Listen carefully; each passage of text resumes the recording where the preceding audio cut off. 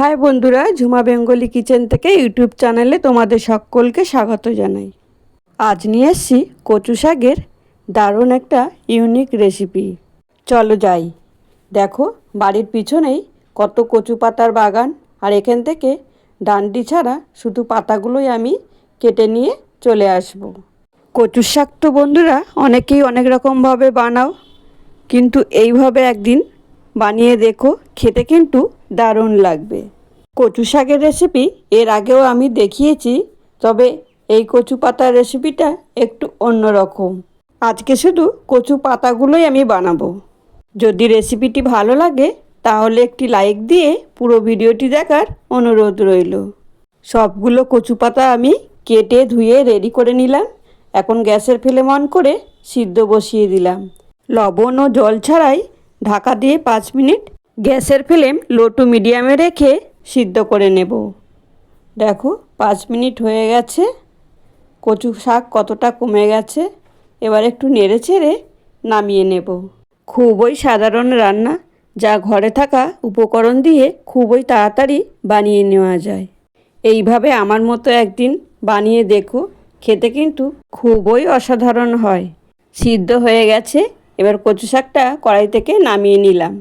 এবার ওই কড়াইতেই কতগুলো শুকনো লঙ্কা আমি গরম কড়াই ভেজে নেব। ঝালটা তোমরা তোমাদের প্রয়োজন মতো দিও। যে যেমন ঝালটা খাবে লঙ্কাটা ঠিক তেমনই দেবে। লঙ্কা ভেজে তুলে নিয়ে ওই কড়াইতেই কিছুটা সরষের তেল দিয়ে ফোড়নে দিলাম কাঁচা লঙ্কা ও থেতো করা রসুন। এবার ভালো করে ফোড়নটা নেড়ে চেড়ে ভেজে নিলাম। ফোড়ন থেকে ভালো গন্ধ বেরোতেই কচু শাকটা দিয়ে ভালো করে নেড়ে চেড়ে রান্নাটা করে নেব। কচু শাকটা সিদ্ধ করার সময় লবণ আমি দিইনি, লবণটা আমি এখন দিলাম।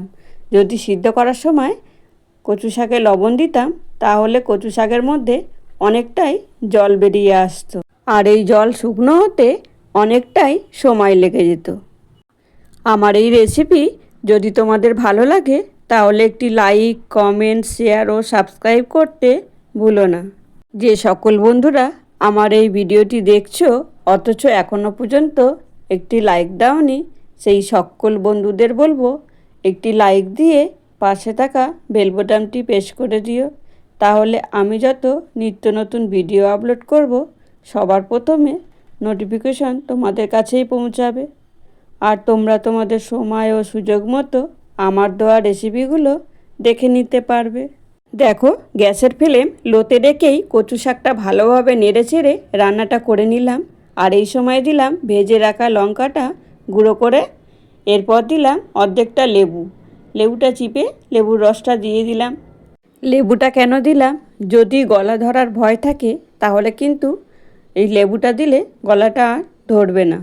এই কচু শাক সপ্তাহে যদি 2 দিন খাওয়া যায় তাহলে কিন্তু আমাদের শরীরে অনেক উপকার হয়। কচু শাক কিংবা কচুর লতি কিংবা গাঁটি কচু, এই সবই কিন্তু উপকরণদায়ক।